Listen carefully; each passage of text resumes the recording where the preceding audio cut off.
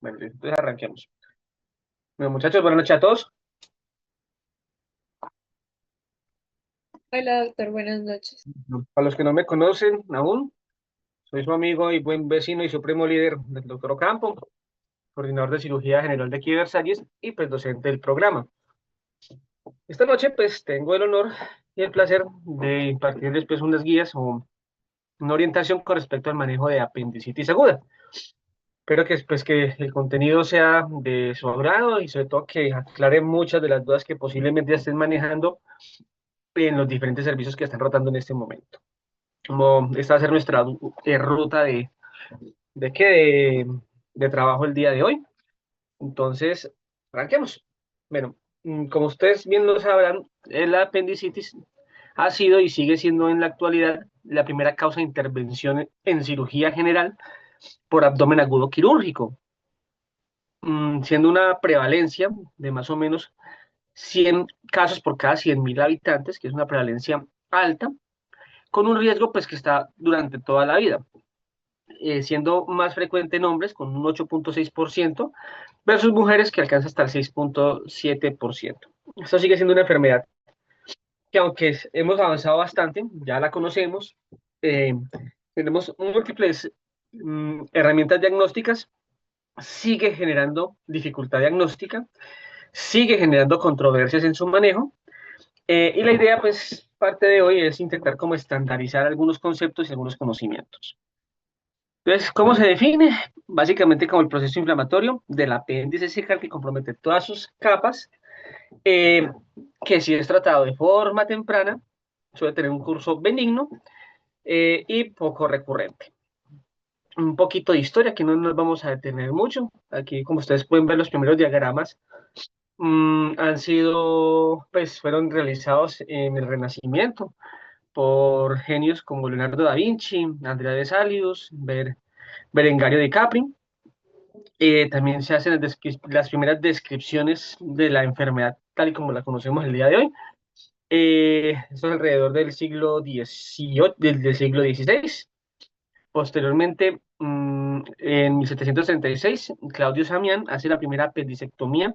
Este es un caso importante porque la primera apendicectomía se realiza en un niño de 8 años, donde el apéndice se extrae de una hernia encarcelada, por eso es que se conoce como la famosa hernia de Amián. Posteriormente, ya en el siglo XIX, se recomienda el manejo quirúrgico urgente por parte de Fitz y McBurney es el que recomienda pues, hacer el manejo quirúrgico temprano.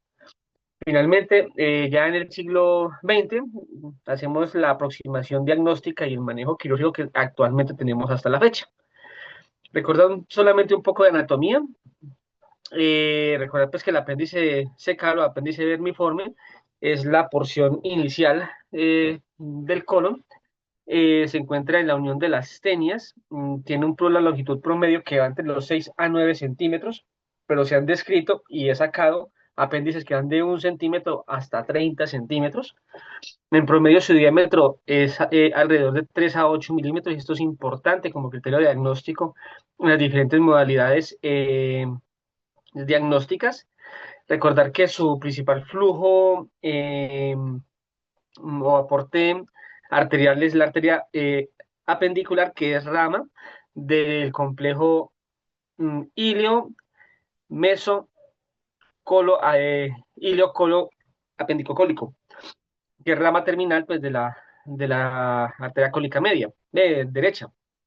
Su inervación es básicamente por fibras eh, sensitivas, somáticas de T10 a T11 y pues la inervación parasimpática la da por el nervio vago. En cuanto a su etología, pues vemos que es una estructura que cuenta con una serosa muy bien definida, una muscular poco definida, como es en el caso del colon, y una mucosa, una submucosa bastante robustas que pues, se caracteriza por tener múltiples criptas, nódulos linfáticos, está compuesta por fibras nerviosas y múltiples complejos neuroendocrinos, que se cree que su función, aparte pues, de dar la sensibilidad, también genera una serie de sustancias que pueden regular eh, inmunológicamente el intestino. Se ha visto en pacientes con enfermedad de Crohn o con sprue tropical que al retirarse su apéndice, retirarse la apendicectomía, suelen empeorar la enfermedad. Realmente, fisiológicamente no se conoce muy bien cuál es la función del apéndice. Algunos autores hablan incluso que la principal función del apéndice es que le dé una apendicitis. ¿Sí? Que le dé una apendicitis. Sin embargo, pues en la actualidad ya con los nuevos modelos se piensa pues que tiene una función inmunológica. Hablando un poco de la fisiopatología de la enfermedad, realmente han habido muchas eh, modelos para explicar cómo es el curso de la apendicitis aguda, y tal vez el más aceptado es la teoría del apendicolito. ¿Eso qué quiere decir, muchachos? Recuerden que el apéndice, que me olvidé decirles en la parte de morfología, es una asa ciega. Cierto que tiene una luz, un extremo distal que es la punta y una luz que está en su base que pues, secreta todo su moco hacia el intestino, hacia el colon, hacia el ciego. Eh, el modelo que se acepta como explicativo de la apendicitis es que ocurre que hay una obstrucción del lumen, se hace por un fecalito o otras sustancias, ¿cierto? Que hace que se reduzca el drenaje linfático y la excreción de moco, lo cual hace que se acumule dentro del lumen del apéndice. Como el moco se sigue produciendo, este éstasis intraluminal, por un lado, comienza a distender las paredes del apéndice, favorece la proliferación bacteriana. Al mantenerse esta sobredistensión de las paredes del apéndice, se comienza la estimulación nerviosa, se incrementa la presión intraluminal. Aquí es donde ya se comienzan a estimular fibras nerviosas de T10 y T11, y es lo que comienza a explicar el inicio del dolor en mesogástrico, que posteriormente migra hacia fosa ilíaca derecha en la medida que se van reclutando estas fibras nerviosas. Esto se vuelve un feedback cerrado, o sea, se vuelve un círculo vicioso porque entre más se acumula moco, más se incrementa la presión intraluminal del apéndice. Esto incrementa la presión dentro de la pared de la estructura, de la pared, lo que hace que inicialmente tanto los capilares venosos como linfáticos se colapsen, lo cual comienza a incrementar, comienza a generar éstasis arterial y venoso, favorece mayor inflamación, disrupción de la mucosa del apéndice, lo que favorece que haya migración bacteriana del lumen hacia la pared, comienza una isquemia de la mucosa, lo que desencadena una respuesta inflamatoria sistémica marcada. Esto explica el por qué el paciente hace leucocitosis y hasta fiebre. Finalmente, si no se mejora o se libera la presión intraluminal del apéndice, esta necrosis continúa o esta isquemia continúa hasta que ya se genera. Empieza a convertir la serosa o toda la pared del apéndice, llegando pues así a la necrosis. eh, ya se llega finalmente pues al colapso alveolar, finalmente llega la perforación y la gangrena, con la subsecuente peritonitis, como ya todos algunos lo han visto en algún posquirúrgico inmediato. Esto es más o menos un resumen de lo que ya hablamos y explica el por qué en la actualidad podemos tener como dos grandes fases de la apendicitis. Una fase no complicada que a su vez se subdivide en una fase catarral, que es como la fase inicial, donde se obstruye el lumen, hay incremento de la presión intraluminal, hay edema de pared, sobre todo en la mucosa, puede haber translocación bacteriana, pero todavía no se compromete el riesgo sanguíneo. En la fase fremonosa ya hay una migración bacteriana, ya hay una respuesta inflamatoria como tal, todavía no se compromete el riesgo de toda la pared, sin embargo ya la muscular y la serosa se comienzan a comprometer. Finalmente llega la fase final, gangrenosa, que es donde ya hay compromiso vascular de toda la pared, ya hay disrupción de la mucosa, ya las bacterias están andando por toda la estructura, hay una marcada respuesta inflamatoria sistémica, y finalmente y hay un incremento del dolor pues que se localiza ahí sobre fosa ilíaca derecha, y finalmente pues llega la ruptura. Recordar que en las fases gangrenosa y perfora se cataloga como una apendicitis complicada, y esto es importante más adelante, como lo vamos a ver, para definir el tipo de manejo tanto médico como quirúrgico, y así como definir el manejo, la duración del tratamiento antibiótico. Y la no complicada es la fase catarral y fremonosa. ¿Listo? Y eso pues simplemente para mostrarles cómo se reclutan estas fibras nerviosas y cómo en la medida que la enfermedad o que el proceso inflamatorio y todos estos fenómenos que ya está explicando explican la migración del dolor en el apéndice. Ahora bien, entrando ya en temas más candentes, más bacanos, En cuanto al diagnóstico, como les había dicho, la apendicitis sigue siendo una enfermedad difícil o más bien que genera un reto tanto para ustedes en el aporte de su actividad como médicos generales e incluso a nosotros como cirujanos generales. Chicos, un segundito, por favor.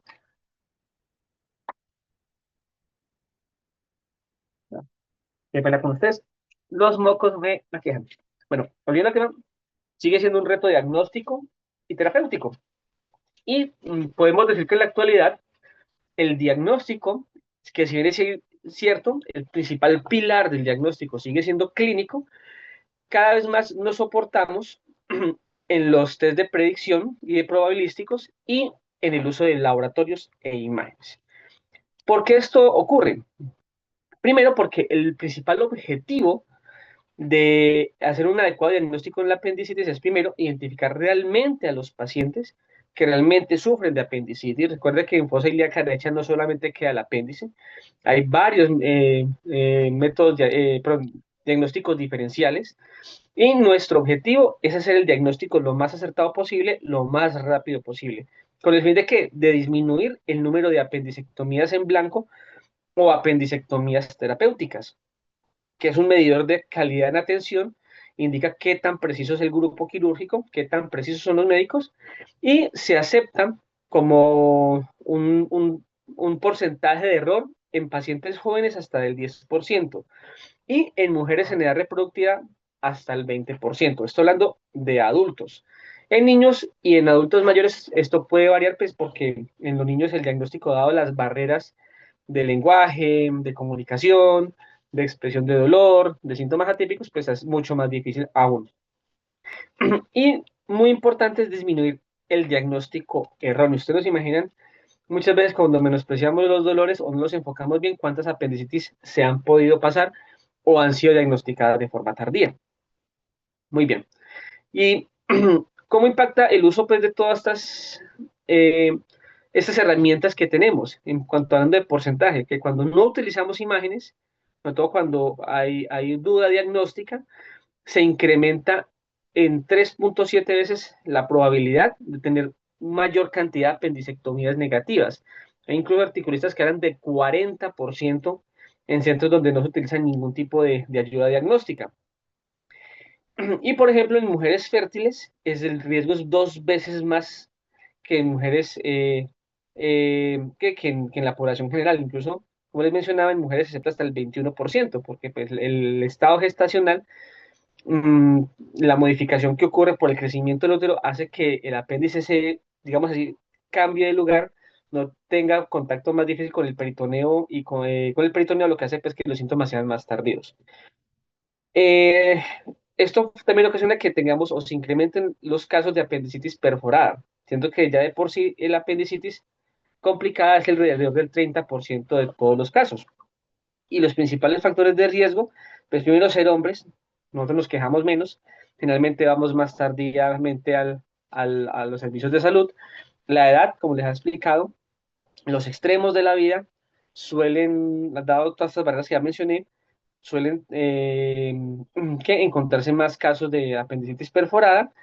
Finalmente, en pacientes que no son muy enfermos, cuando tienen más de dos comorbilidades, el riesgo, pues ustedes ya lo están viendo ahí.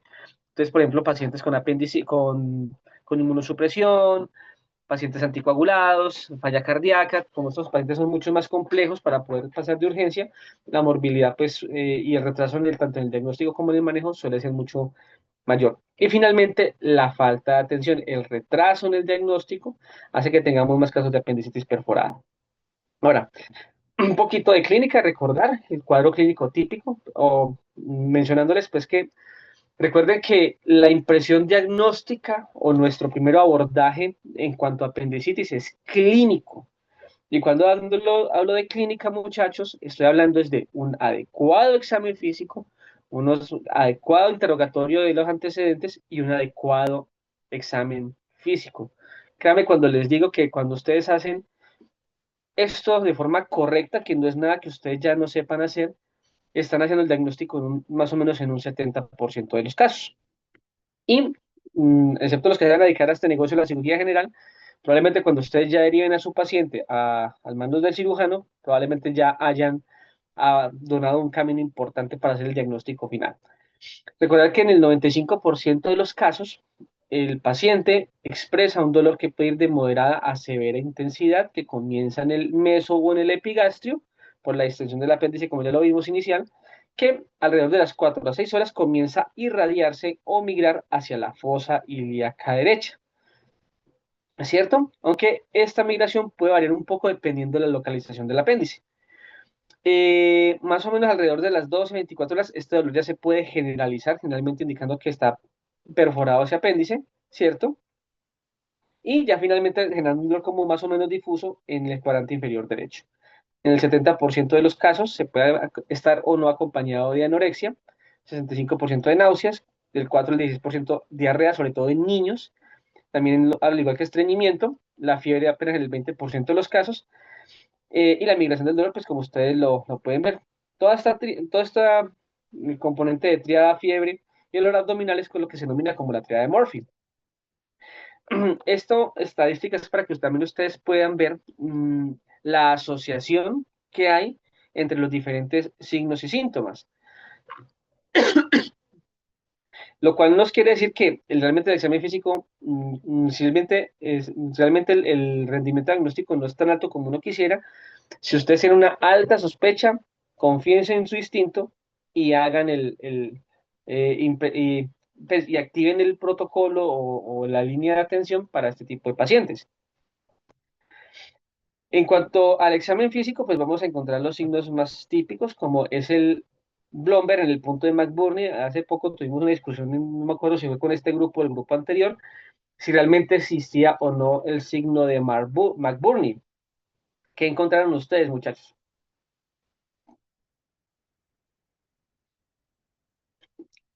¿Se fue con este grupo o el grupo anterior? Doc, pues usted nos decía que, o sea, no, eso fue, mentira, no fue con el grupo anterior. Lo estoy confundiendo con la clase que tuvimos con el otro doctor. No, con usted no lo hemos visto. Bueno, con el grupo anterior también tuvimos la misma discusión si existía o no el punto de McBurney. Cuando ustedes leen la literatura clásica, el signo clásico de rebote o el signo clásico de Blomberg es el que todos ustedes ya saben.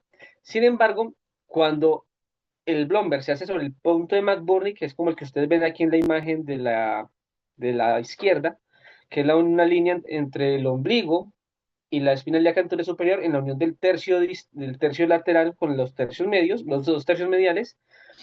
El Blomberg que se genera ahí se conoce como punto de McBurney, sin embargo, con el tiempo lo hemos asumido como un signo, que incluso ya en alguna literatura lo asumen como signo. El otro signo es el signo de Robson, que es la palpación en la fosa ilíaca contralateral, pero que desencadena dolor en la fosa ilíaca derecha. Está el signo del psoas, que es la extensión de la cadera, eh, que sobre todo es positivo en la apéndice de posición retrocecal, y el signo del obturador, que es haciendo la flexión de la cadera y moviendo la rodilla lateralmente o la cadera lateralmente, también puede generar dolor en cuadrante inferior derecho. Hay otros signos más también adicionales que se pueden evaluar, pero digamos que estos son los cuatro más típicos. En cuanto a laboratorios, pues realmente el armamentario no es muy grande, tal vez con algunas eh, ¿qué? Novedades como por ejemplo el test del APPY, que es una prueba molecular de una reacción de fase aguda, al igual que también el uso de calprotectina, de procalcitonina. Cada vez algunos articulistas lo están utilizando más, sin embargo, pues para nuestro sistema de salud son costos prohibitivos, ¿cierto? Básicamente en Colombia un hemograma bien tomado, una PCR, un uroanálisis para descartar infección urinaria y en mujeres un test de embarazo probablemente nos ayude a orientar nuestro diagnóstico, ¿cierto? Y aquí ustedes pueden ver el rendimiento que tienen estos estudios en cuanto al manejo de apendicitis. Ustedes pueden ver el hemograma con los cortes, sobre todo por encima de 14.000, pues tiene mayor probabilidad de que el paciente realmente, en el cuadro clínico que ya mostramos, tenga mayor probabilidad de apendicitis. Ustedes pueden ver los números, lastimosamente pues, los valores predictivos positivos y negativos no son tan altos, sin embargo, como les digo, esto es una ayuda. Al igual que la PCR, el APPY1 estos lastimosamente son prohibitivos, ¿cierto? Y realmente no, pues, para nosotros en nuestro tercer mundo, pues, no nos justifica, pues, solicitarlo, pero probablemente en unos 4 o 5 años ya lo estemos solicitando aquí en Colombia. ¿Listo? Ahora, en cuanto a las imágenes, pues tenemos un armamentario importante. Sin Dos, embargo, ¿me puedo hacer una pregunta? ¿qué mandé? Em, porque es que la otra vez, pues ahí usamos, en Versalles usamos la escala de Alvarado. Ah, ya Pero, vamos para allá, ya vamos bueno, para allá. Calma, calma, calma, muchacha, calma. En cuanto a las imágenes, hay unas pues que ya no se utilizan como por ejemplo la radiografía de abdomen. Realmente la radiografía de abdomen se envía es cuando usted, aparte de la apendicitis, considera que el paciente puede estar causando o cursando con otra enfermedad. Es muy útil, por ejemplo, para obstrucciones intestinales, pero prácticamente en la actualidad no tenga pues como una utilidad adicional. La ecografía es una herramienta realmente cada vez lastimosamente en desuso, sobre todo en adultos, en niños es otro cuento, en niños aún tiene validez. Tiene la ventaja que es un estudio que es barato, ¿cierto? Tiene el inconveniente que es operador dependiente y como ustedes pueden ver ahí, eh, entre el 50 y 85 de los apéndices normales no son visualizados. O sea que si ustedes toman una ecografía en adultos, ¿no? Aclarando, estos adultos, no niños, en adultos, ustedes no detectan el apéndice, pues quedan igual, ¿cierto? Entonces digamos que este motivo es lo que ha llevado a que la ecografía en adultos cada vez sea más abandonada, ¿cierto? Y los signos ecográficos son los que ustedes están viendo, que son una intestinal ciega que no tiene peristaltismo, que se origina en el ciego, que puede tener líquido alrededor y con un diámetro mayor de 5 milímetros. Y aquí me faltó una que a la palpación o a la presión no se colapsa. La tomografía contrastada probablemente en la actualidad, Micho, en la actualidad es el gol estándar para hacer el diagnóstico. ¿Por qué? Pues primero, ya en la mayoría de centros de segundo, tercer y cuarto nivel tenemos tomógrafo disponible. Comparativamente hace algunos años es un estudio pues, que ya cada vez es más costo efectivo. Eh, Tiene la ventaja que en uno de cada 4 pacientes me permite identificar otra causa distinta a apendicitis como causa de dolor, ¿cierto? Y me reduce la probabilidad de hacer una apendicectomía en blanco o una apendicectomía no terapéutica más o menos al 5 al 10%. O sea que esto es un estudio, sobre todo en los casos muy dudosos, que es un arma importantísima. Ahora, ¿cuáles son los criterios diagnósticos?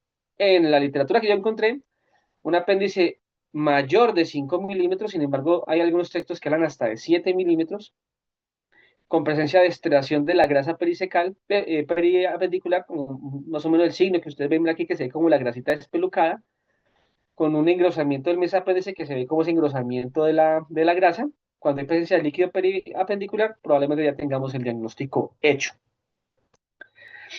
Y finalmente tenemos la resonancia, pues, que también tiene básicamente las mismas utilidades de la tomografía. Sin embargo, los problemas que tenemos con la resonancia es el costo. La resonancia es bastante costosa.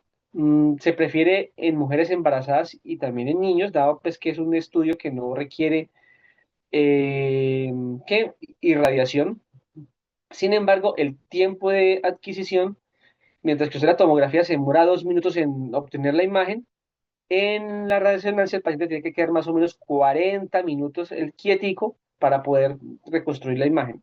Lo cual, pues, como les menciono, solamente en casos muy específicos, pacientes que tengan alergia a los medios de contraste, eh, pacientes embarazadas, niños, pues, que no prefieren no utilizar radiación ionizante, pues se puede preferir. ¿Listo?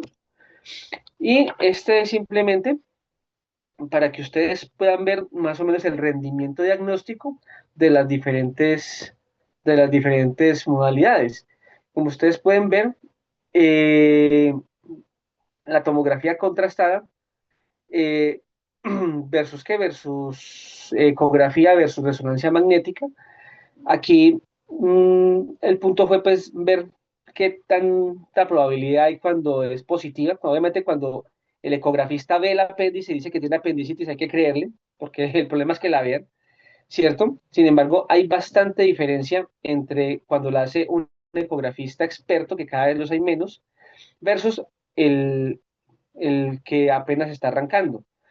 Tiene la ventaja, como les mencionaba, que es el costo, y pues que como es un examen que está disponible en todos sitios, el tiempo de estancia, mientras que se hace la ecografía y esta es positiva, pues reduce bastante tiempo los tiempos de estancia.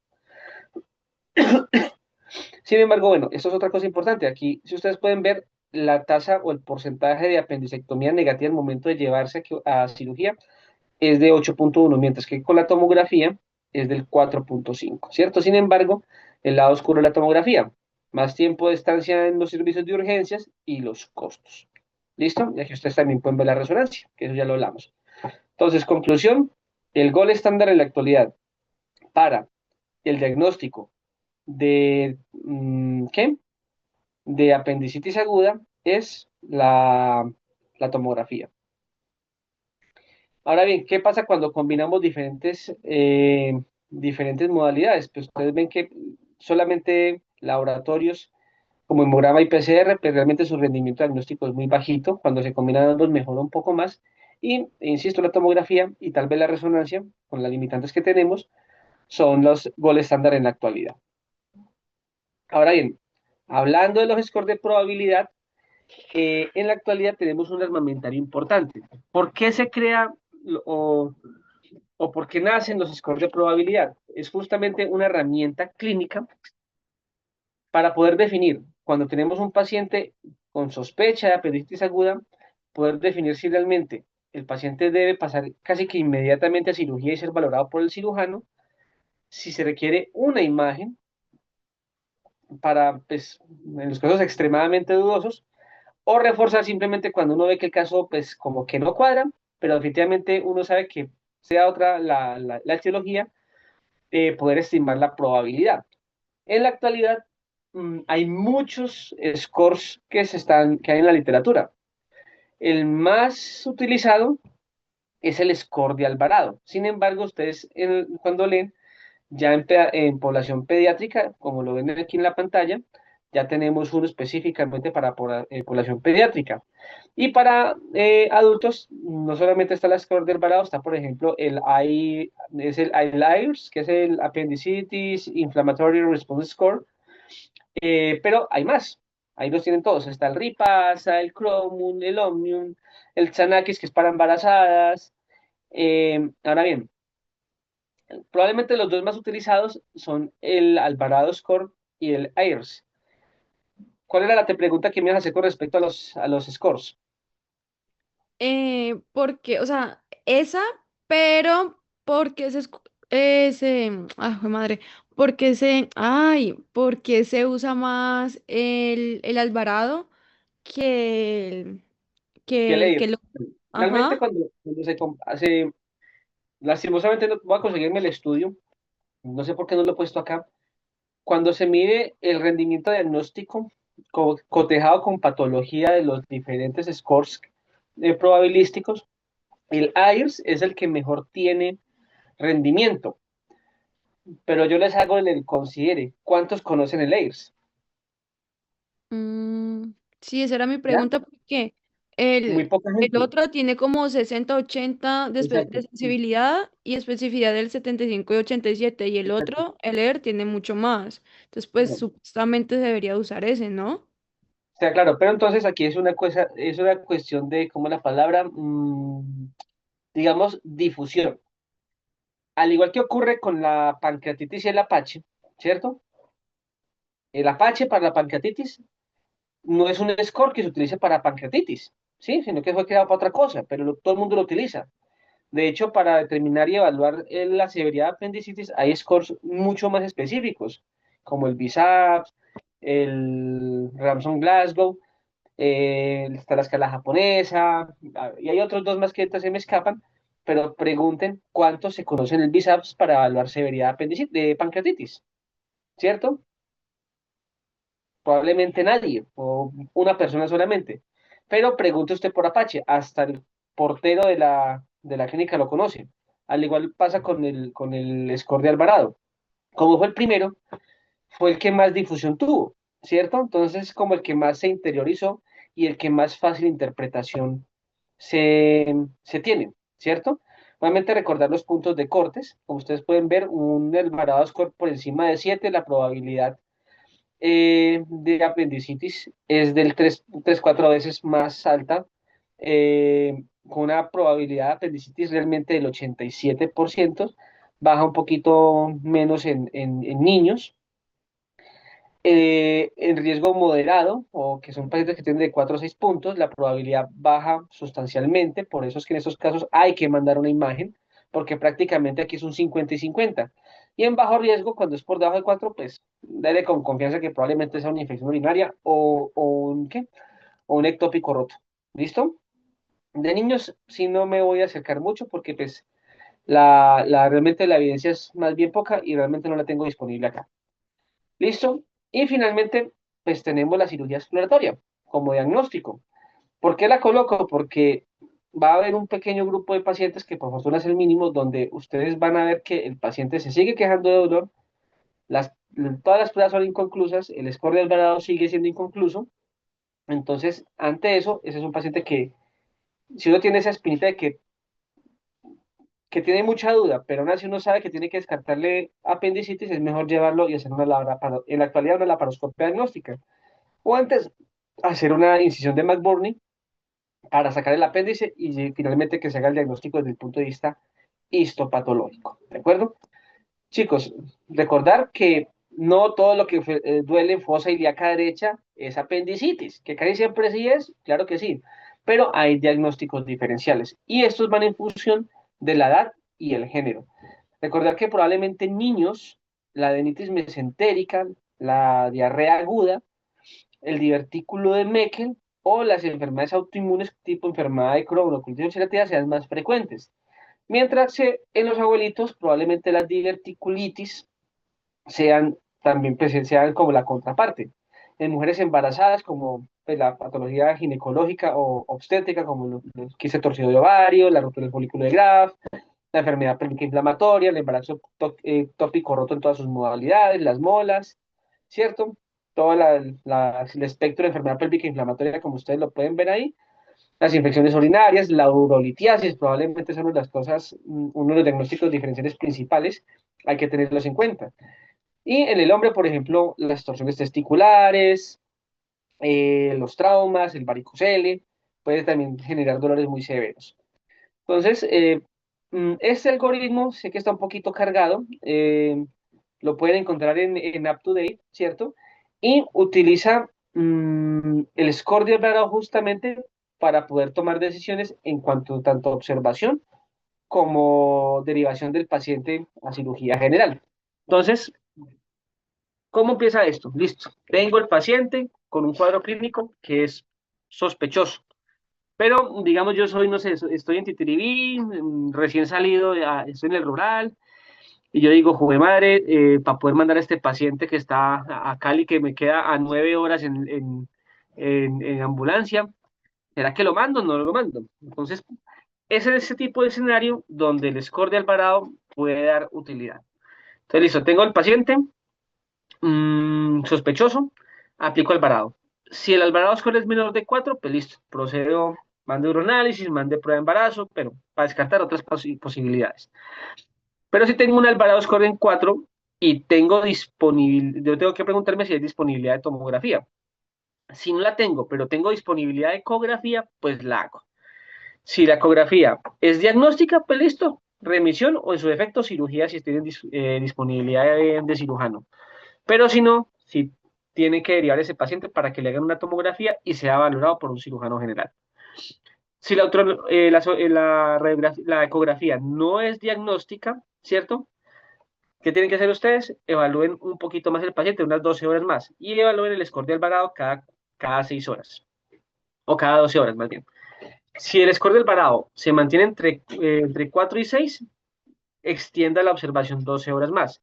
Si este se empieza a mejorar, ya sin analgesia y tomando vía oral, listo, perfecto, busque otras causas. Pero si este se modifica, ese paciente es mejor llevarlo a cirugía siempre y cuando tengan la disponibilidad. O si en este punto en que estamos, el score del varado comienza a aumentar, probablemente este paciente se beneficie de una laparoscopia diagnóstica por el tiempo que lleva de observación. Ahora volviendo por acá. Si no tenemos, si ya procedemos o tenemos disponibilidad de tomografía, si esta es diagnóstica, no es diagnóstica que digo, pero tampoco me muestra otras posibilidades, hago lo mismo. Evalúo el score de Alvarado cada 12 horas. Si este se me modifica en algún momento, pues nada, turno para cirugía. Si se mantiene, puedo seguir evaluando, ¿cierto? Hasta que o descarte otra causa o lo lleve a cirugía. Pero si este mejora, pues listo, lo evalúo por otras posibles patologías. Ahora bien, si tengo disponibilidad de tomógrafo, tengo tres escenarios. Diagnóstico, listo, cirugía, nada raro. Descarta apendicitis, perfecto, mejor todavía. Pero tenemos el problema cuando este no es diagnóstico. Es decir, el radiólogo no se me casa, pero tampoco me la descarta. Vuelvo, hago exactamente lo mismo. Cada 12 horas evalúo el score de Alvarado. Y para resumir, si este se modifica y se aumenta, cirugía. Si no, lo sigo observando otras 12 horas, ¿cierto? Y vuelvo a indicar otro método diagnóstico o una nueva imagen, o en su defecto, pues ya lo con el cirujano para que decida si lo opera o no. ¿Preguntas hasta aquí? ¿Sí quedó claro el algoritmo? Sí, Doc. Magnífico. Listo. Ahora sí, entramos en materia del manejo. El manejo de la apendicitis va a ir en función, o tenemos en la actualidad dos grandes grupos de armamento. El manejo médico y el manejo quirúrgico. El manejo médico básicamente es limitado al uso de analgésicos, drenaje percutáneo y tratamiento antibiótico. Y el quirúrgico, pues claramente para el manejo de apendicitis aguda en la resección quirúrgica. Se puede utilizar tanto en los escenarios de apendicitis complicada como no complicada. Y como los vamos a ver más adelante, cada modalidad tiene unas indicaciones, tiene unas ventajas y tiene unas complicaciones que en su momento, pues uno como cirujano tiene que entrar a evaluar con la víctima, con el paciente. ¿Listo? Entonces, aquí es muy importante que ustedes entiendan que desde el punto de vista clínico ya hay síntomas y signos que te pueden estar diciendo que realmente una apendicitis ya es complicada. Entonces, por ejemplo, en niños y adultos normalmente, perdón, en la no complicada es más frecuente en niños y adultos jóvenes, ¿cierto? Es igual en mujeres, los síntomas suelen ser cortos de menos de 24 horas. El hemograma no suele ser más de 10.000 o ligeramente elevado. La PCR no suele ser muy alta, entonces muy probablemente este paciente, uno hasta podría ofertarles el manejo médico, ¿cierto? En cuanto a los signos y síntomas, pues vemos que es igual. Mientras que si me llega un niño, o sea, pacientes en las extremidades de la vida, menores de 3 años o mayores de 65, probablemente en estos casos ya tengamos una apendicitis complicada. Es más ligeramente en hombres, justamente porque nos demoramos más en consultar, ¿cierto? Normalmente cuando ya síntomas de más de 48 horas y hay una marcada respuesta inflamatoria, es muy probablemente que este paciente tenga una apendicitis complicada y pues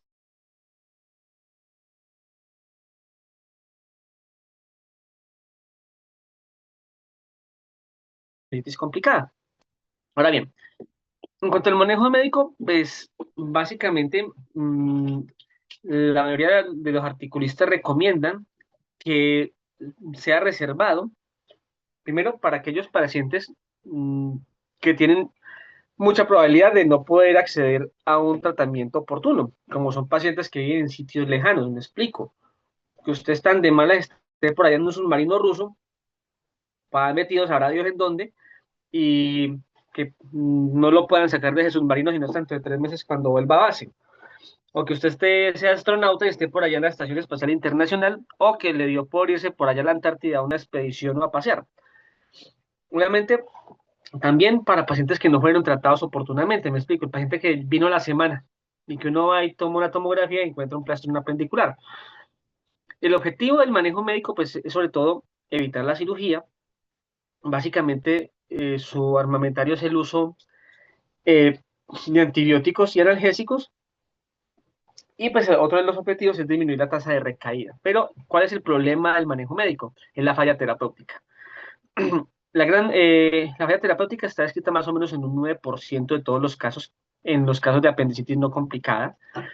Eh, y cuando uno hace la apendicectomía de rescate, es decir, el paciente yo le di manejo médico, 8 días no mejoró y hoy lo llevo a cirugía para sacarle el apéndice, el 50% de los casos ya hay un plastrón o hay una peritonitis. Y en los pacientes que pues tienen un curso adecuado, si yo no saco el apéndice durante ese siguiente año, 1 de cada 3 va a presentar recurrencia del apendicitis, siendo pues aún más difícil de manejar. ¿Listo? Entonces, ¿cuál es el candidato ideal? Pues el paciente que viene con síntomas leves, ¿cierto? Que no vienen con una marcada respuesta inflamatoria sistémica, ¿cierto? Y que en la tomografía pues se observe un apéndice discretamente edematizada y donde no hay signos de complicación, como son la peritonitis, el plastrón, la perforación, el absceso del tumor, ¿cierto?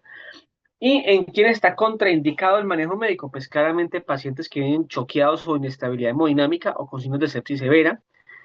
Definitivamente el embarazo, las embarazadas les va muy mal con el manejo médico y estamos hablando tan mal que la mortalidad pasa del 0,01 al 3%. Yo sé, es bajita, pero un embarazazo es una tragedia.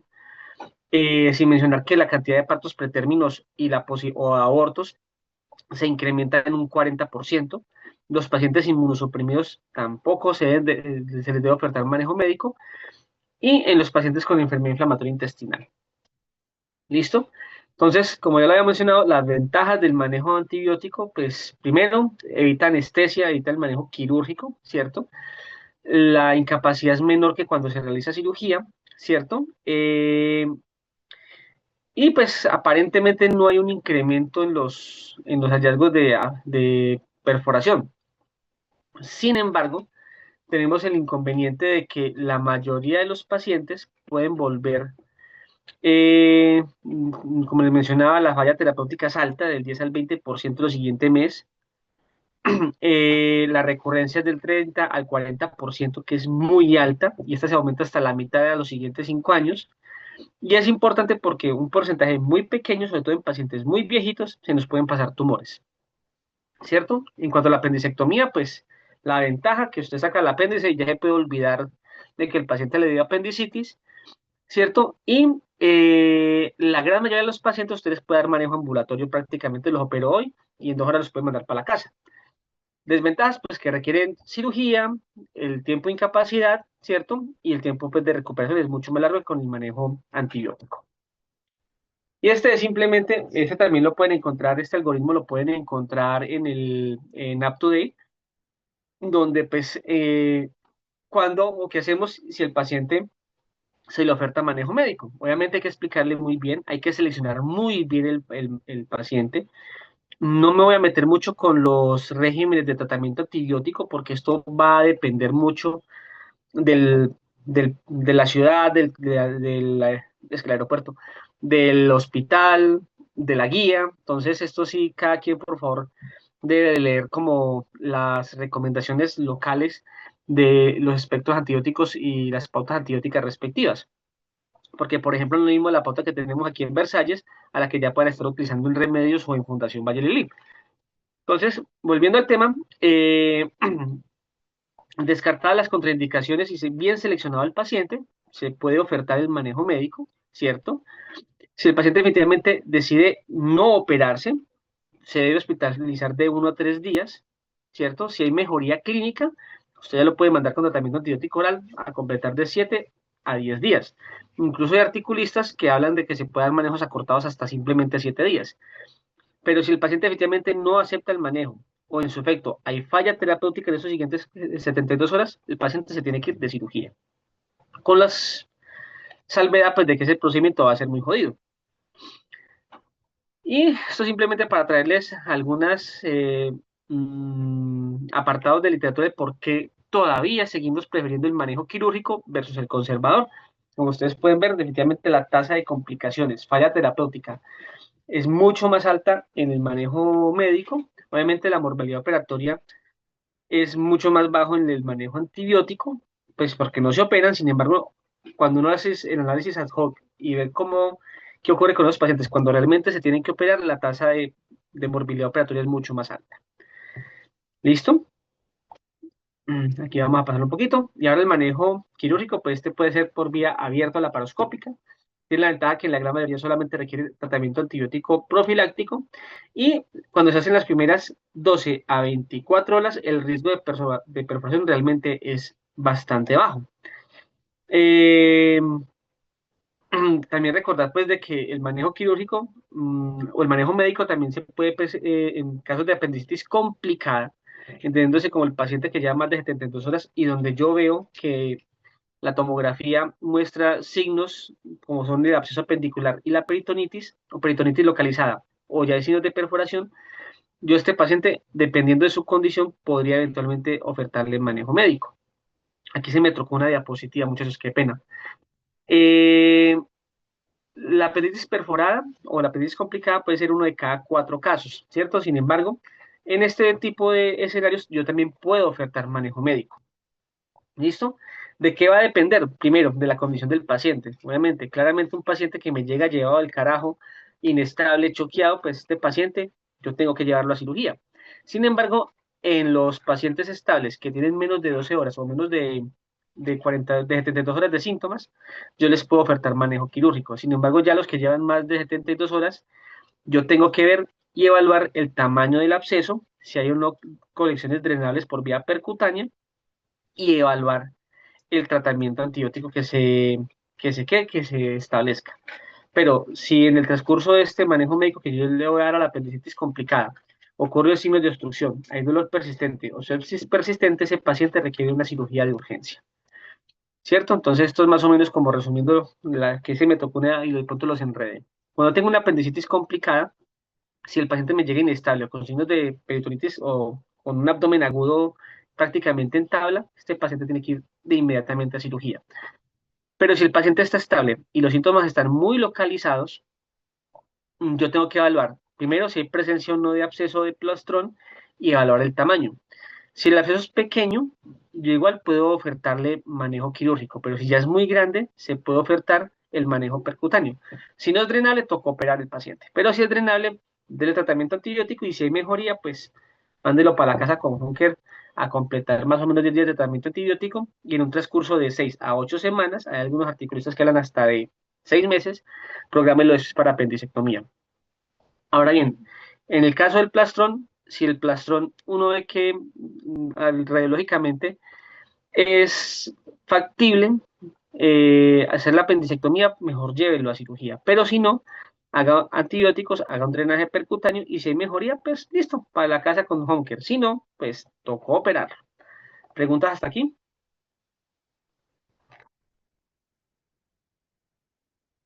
No, doctor. Sí,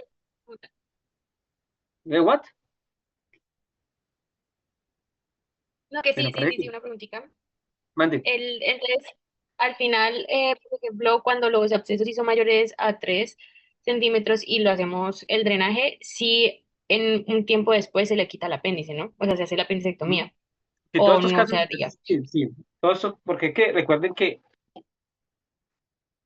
lo que vimos más atrás, entre un 30 y un 40% de los pacientes tienen recurrencia de apendicitis en el siguiente año y entre el 40 y el 50 en los siguientes 5 años, ¿cierto? Entonces, por esos pacientes, una vez ya de forma electiva, que se haya recuperado, que la inflamación haya disminuido, hay que ofertarles el manejo quirúrgico. ¿Listo? Sí, gracias. Muy bien. Ahora, ¿qué cirugías tenemos? Pues el armamentario es bastante surtido. Tenemos la apendicectomía clásica, ¿cierto? Donde bajo anestesia general o raquidia hacemos una incisión en el punto de McBurney, que si es oblicua se conoce como incisión tipo, ¿qué? Rocky Davis. Si es horizontal se conoce como incisión de McBurney.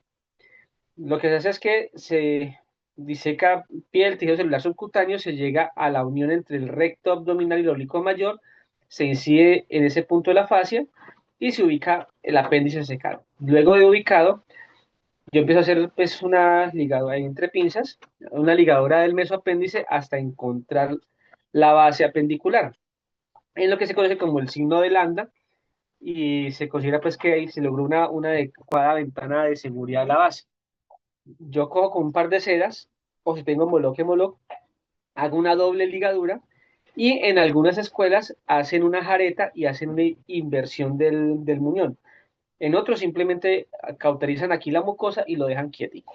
¿Listo? Esa es la cirugía clásica, como la describió McBurney en su momento.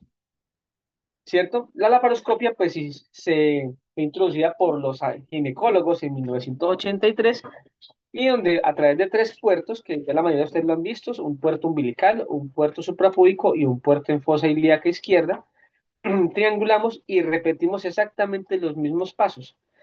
¿Qué diferencia hay una entre la otra? Pues básicamente que, bueno, además son costo efectivas, pero indudablemente la velocidad de recuperación, el tiempo de estancia y la tasa de infección del sitio operatorio es mucho menor en la apendicectomía por laparoscopia que en la abierta. Por eso es que en la actualidad es el procedimiento gold estándar para el tratamiento de apendicitis aguda. ¿Listo? Pero no es la única. Existen otras modalidades como por ejemplo laparoscópicas como la cirugía de puerto único. Esta foto que ustedes pueden ver aquí en la mitad es foto mía, esta la hacíamos en Salocov en su momento, ¿cierto? Donde hay unos sistemas que se llaman sistemas Alexis, ¿sí? Donde a través del ombligo se hace un puerto de más o menos unos 2 centímetros, uno introduce este sistema, ¿cierto? Para mantener el neumoperitoneo, y a través de estos 4 puertos, pues mete las pinzas y hace exactamente lo mismo. Lastimosamente el costo de estos dispositivos son bastante altos, por lo que no ha sido ¿a qué? Tan ampliamente utilizada. ¿Listo? Y la apendicectomía Notes, que es la que se utiliza orificios naturales. En el caso de la mujer se utiliza la vagina, en el caso del hombre el recto, donde se hace una incisión a través de esas estructuras y se avanza a un endoscopio que tiene un sistema Spider, que literalmente del endoscopio salen unas 8 pinzas que te permite hacer exactamente lo mismo. También se puede hacer transgástrica. El problema primero, pues que hay que violar una estructura que nada tiene que ver con la enfermedad, con el riesgo de fístulas o de perforaciones frustras, ¿cierto? Y pues el otro inconveniente, el costo. Yo solamente he visto una cirugía de estas, eso que fue en un congreso que estuvimos hace unos años en Bogotá. Casos especiales ya para terminar, recuerden pues que en los niños es mucho más difícil el diagnóstico, los síntomas son mucho más bizarros, recuerden que los niños, sobre todo los muy pequeños, la capacidad de comunicación es más difícil, por lo que pues el riesgo de hacer tanto apendicectomía en blanco como encontrar apendicitis complicadas son bastante altos. Pero lo que también es muy claro es que en los niños sí tienen una indicación absoluta de llevarse a cirugía de forma inmediata. En los ancianos, pues, tenemos el otro lado, pues, normalmente los abuelitos, sobre todo cuando hay trastornos de comunicación, hay enfermedades neurodegenerativas, pues, las presentaciones son mucho más atípicas, sin mencionar que ellos al ser polimedicados, normalmente sus umbrales del dolor cambian bastante, cosas que no llegan tan complicados generalmente. Y agreguemos a esto, pues que muchas veces el abuelito ya trae varias enfermedades encima. Entonces uno sabe muy bien que esos pacientes, por lo menos de alguna de sus enfermedades de base, se va a descompensar después del procedimiento, lo cual incrementa el riesgo de mortalidad. Y en las embarazadas, pues básicamente la primera causa de cirugías no obstétricas. Recordar que en ella la tasa de apendicectomías negativas es alta, de 1 de cada 4 pacientes, siendo el mayor riesgo de sufrir apendicitis en el segundo trimestre. Sus modalidades diagnósticas pues, son la ecografía y la resonancia. Sin embargo, en instituciones como esta, en Versalles, tenemos protocolos para el uso de bajas dosis de radiación utilizando tomografía con buenos resultados. Claramente el primer trimestre está absolutamente contraindicado, pero en segundo y en tercero realmente se puede utilizar con seguridad. Obviamente eso tiene que ir con concepto de perinatología y con consentimiento informado, pero aquí en Versalles hemos tenido una muy buena, ¿cómo es la palabra? Una muy buena experiencia hasta el momento, pues sin ningún tipo de problema en los niños. Recordar que las embarazadas, el riesgo de muerte fetal es alto, un 4% puede ser muy bajo, pero en mujeres, una que se muera es un complique para todo el mundo. Eh, el incremento en la posibilidad de parto pretérmino también es alto Y pues ya lo que les había comentado, efectivamente, las mujeres embarazadas hay que operarlas lo más pronto posible, no se hacen manejo médico. ¿Listo? Chicos, preguntas, dudas, No, Doc, clarito todo. pues hasta el momento sí.